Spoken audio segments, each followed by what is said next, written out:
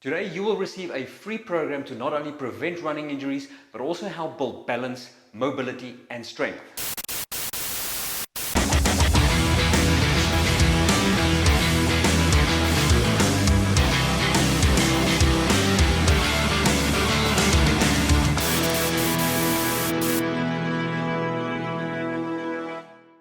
It's Marius here from MariusVisserFitness.com, and today I am putting the spotlight on running related injuries. So whether you are just beginning your running journey or you are a seasonal runner, you will benefit from my science-based approach to running injuries and the corrective exercises at the end of the video. So what are the main causes of running related injuries and how can we better prepare ourselves going forward into our training? First off, there are so many causes of running injuries based on these articles, because there are so many different risk factors, and also a combination of all these risk factors like age, gender, type of runner, fitness levels, fatigue, distance, and.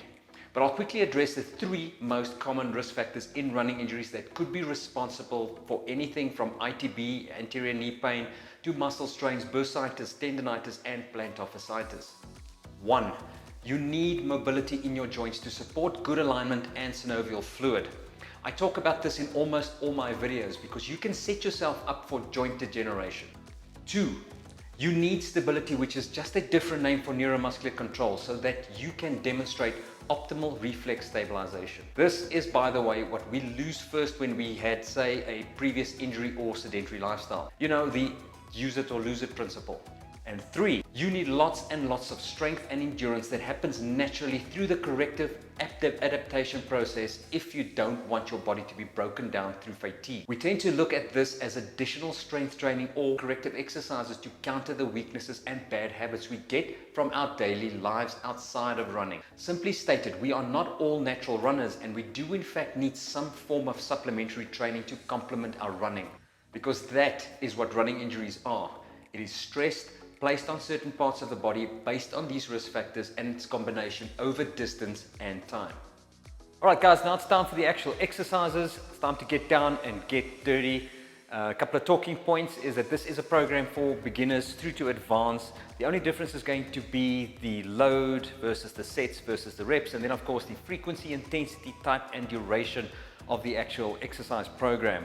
These are all elements inside the program built so that you can take this from a beginner workout to an advanced workout. I'm also going to show you briefly the importance of the external load or resistance we're going to be using with every single exercise, because it's important for the core to engage properly during the actual movement. So let's get started with the mobility first. Alright, so the first thing we need to do is we need to find a wall, and we need to find a soft cushion, because this might get a little bit uncomfortable on the knees. So the first thing we want to try and do is get our back knee in a 90-degree angles towards our front foot. We're going to be placing our front foot, our toes, about 10 centimeters away from the wall. We're going to be placing our one hand on the ankle, putting pressure on the heel. The other one is going to go on the inside of the knee, and what we're going to be doing is we're pushing the knee out slightly towards the outside of the small toe, and then we're moving the knee to see whether we can touch the wall without lifting the heel. And we're going to come back and we're going to repeat that again. And this is going to be putting a stretch on the soleus muscle. And now we don't want that heel to lift.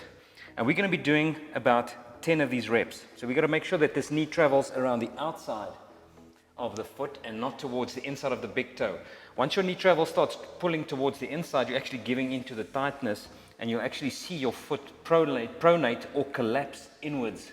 We don't want to do that. We want to be able to see your arch remain upright. You can take your shoes off and you can do this barefoot until you feel a nice stretch, touch the wall and come back. Reach, keep the heel flat, make sure you move towards the outside of the small toe and come back. And that's the first one. Alright guys, next up we're going to be doing the hip flexor stretch. From here you're going to be moving forward and reaching with the opposite hand as far as you can. And you're going to come back. And you're going to go forward and reach again, but you'll see that as I'm reaching forward, my front knee actually wants to shift out naturally towards the outside of the foot. That is the normal arc that your hip wants when you do a squat or a lunge. Your knee needs to make space for your hips to actually translate properly. So what you want to do is you want to keep your stomach tight, squeeze the back glute, move this hip, and then reach far forward as far as you can. It's going to open up the structures necessary to get to your goal. All right, next up, we're going to place this foot just outside without moving the back knee. The front knee is going to move out into a diagonal 45-degree plane. And now we're going to use the inside hand, or the same hand, same leg, and we're going to be moving it into that direction and reach. And now you're going to feel the adductors of this leg and the adductors of the opposite leg getting a stretch. All right, and we're going again. And we're trying to reach for as far as we can every single time. Breathe in, breathe out, making sure that this knee's alignment is just out slightly on the outside of the small toe, and just let it open up naturally and reach and come back. And then we repeat on the other side. Okay, so now in the second part of the workout, we're going to be looking at the stability or motor control aspect. And there we've got 3 drills for you. The first one is the single leg deadlift, followed by the resistant band split squat and the resistant band side step.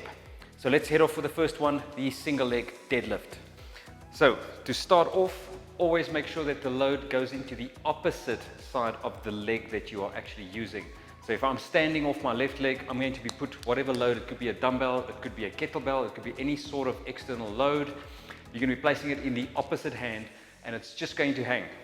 The reason for that is once you lift this leg, the weight in your hand wants to pull the hip down. So what's going to happen on a neurological level is this muscle is going to engage reflexively, picking the hip up, stimulating this glute med so that we can create some stability. The closer you bring the weight towards the middle of your body, the easier the drill becomes, okay? You can maybe start off there if the jump is too big from no weight to a single weight. But what happens over time, you can either increase the weight itself or you can increase the position of the weight. If you move this further out past the midline, you start disturbing the balance a little bit more. So what's going to happen is this glute med on this hip that you're standing on is going to be working a bit harder. So if I put it there, I can really feel the engagement of these glutes on this side. Okay. Another thing that you need to watch out for is your knee needs to remain straight, and you don't want to see the knee collapsing inwards. That's another reason why we do this drill, is for this muscle, the glute med, stops the knee from falling in. It actually creates the stability for the knee to remain forward. All right. And there we go. We can play around with the position. That is very hard.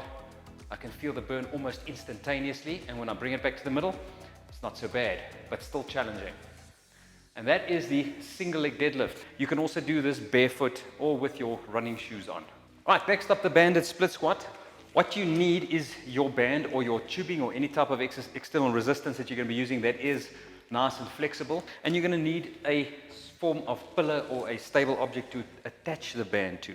And we want to try and place that below the knee. We get into our split squat stance, and we want to try and stagger the split squat a little bit so that your back foot is not directly in front of your front foot.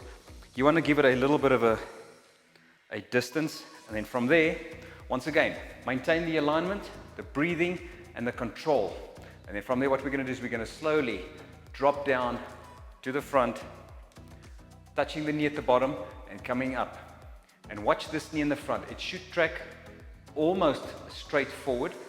The further down you go, the more this knee needs to move out slightly to outside the small toe and back up again.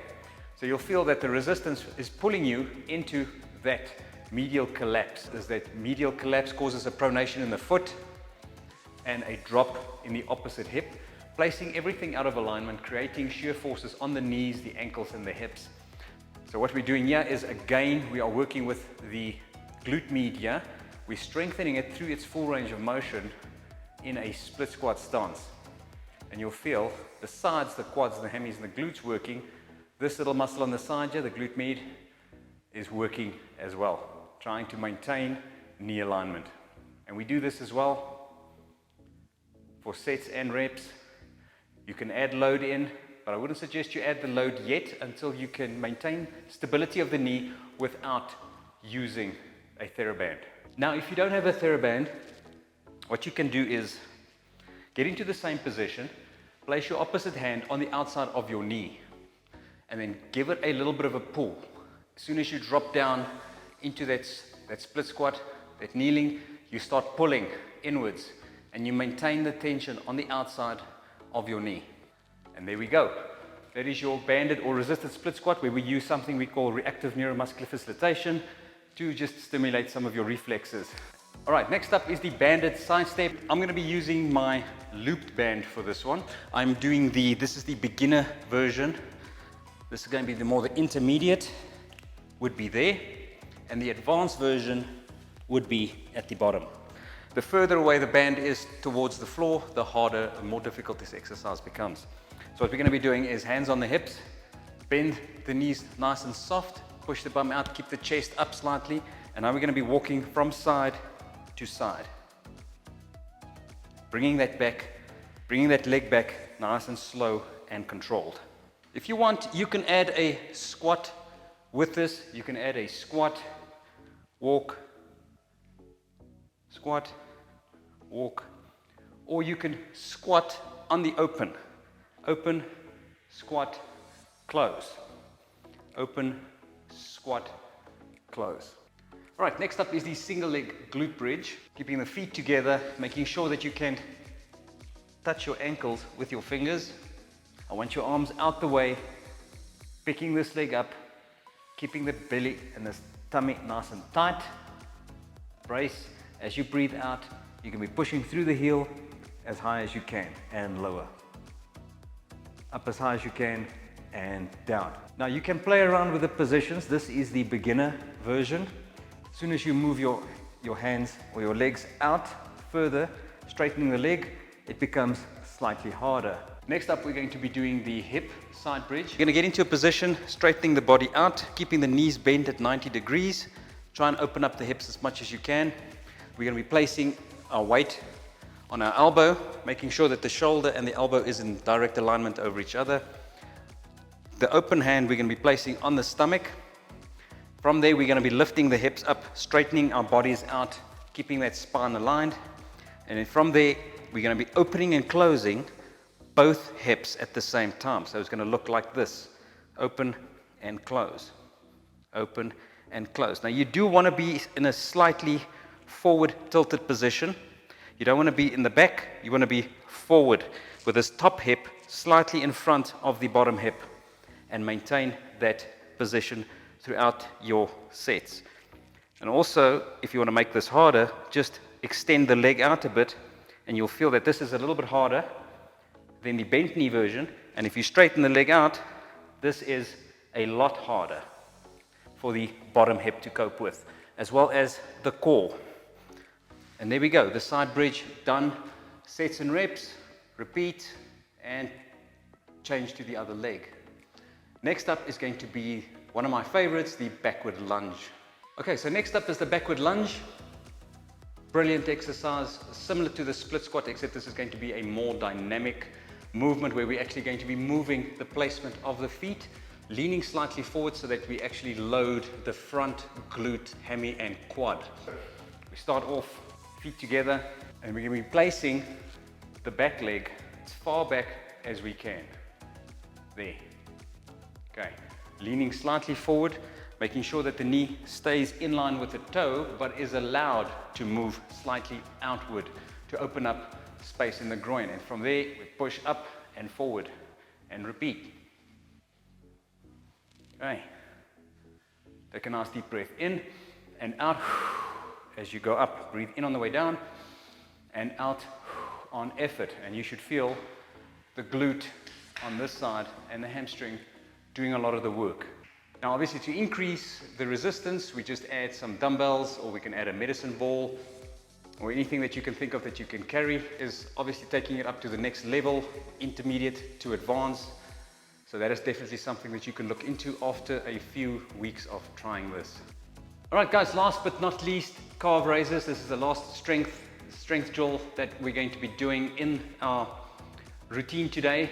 And I'm going to be doing this either with shoes on or without shoes. That's up to you. So the only thing you're going to be needing is a form of step, or anything that raises above 5 centimeters. Trying to go for 20 reps on each side, 5 times. So it's going to be 20-20 without rest. You're going to be going from left to right, from left to right. Start off beginner. Start off with 10 reps on each side, 10 reps on the other side. Repeat for 5 sets. Intermediate, 15, repeat for 5 sets, and then advance 20, 20, repeat for 5 sets. All right, and it will look something like this. It's very important, the movement of the ankle, the dorsiflexion part where your ankle goes close as far as possible to the ground and then as high as possible. So from there, we make sure that the foot stays off the box. Lift it up as high as you can and as low as you can. As high as you can, low as you can. The speed is also very important. You don't want to rush this and you don't want to bounce these exercises all the way down. Create the stretch at the bottom. Pause for a second and then come up. Okay, bottom, pause for a second and come up. All right, and we'll repeat on the other side. All the way down. Get a good deep stretch all the way up. So this acts as a stretch as well as a strengthening drill. Also for advanced, intermediate to advanced, you can have a dumbbell on the same side as the leg.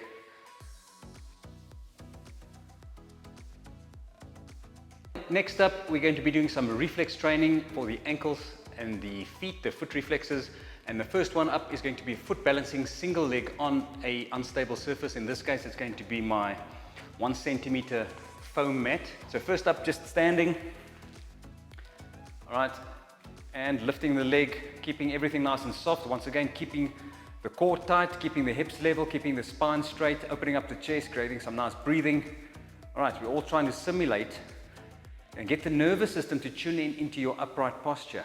All right, and you can see how my foot wants to fall in, and then it corrects itself. And then the arch wants to drop, it wants to pronate, and then it corrects itself. That is the foot reflexes. Now start relaxing the toes.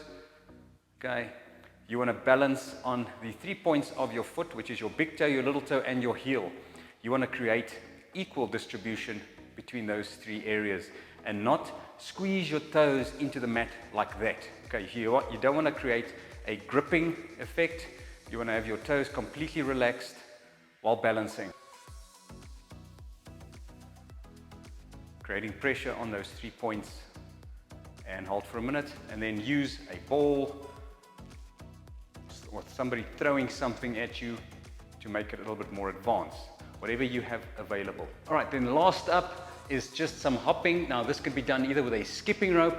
If you have access to a skipping rope, skipping is brilliant. I see that as a precursor to running because it's all on about mid to front foot impact and creating a solid platform for running. So what I'm going to be doing is I'm going to be hopping on this mat as well, just to minimize the impact because this is quite a hard floor. Do not try to hop on a concrete floor or on a cement floor or on tiles.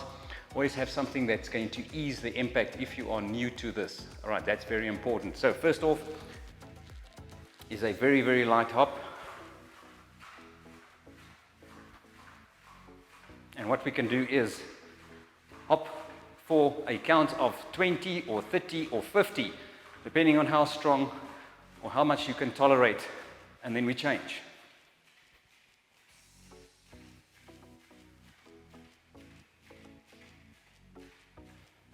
Okay, and all we do is hop. It places a lot of stress on the foot, the plantar fascia, the ankles, the calf muscles, and the Achilles tendon. All right, guys, there you have it. My best exercises for home that's going to help you improve your running, create proper balance and reflexes, and help make you a more efficient runner. If you like this video, please subscribe and hit that like button. Also, leave a comment below if there's anything else you would like me to cover. And in the meantime, if you're looking for a program, head over to mariusvisserfitness.com and check out my foundations course where I integrate all the things that I've gone through today. And I'll see you next time. Keep moving, keep running.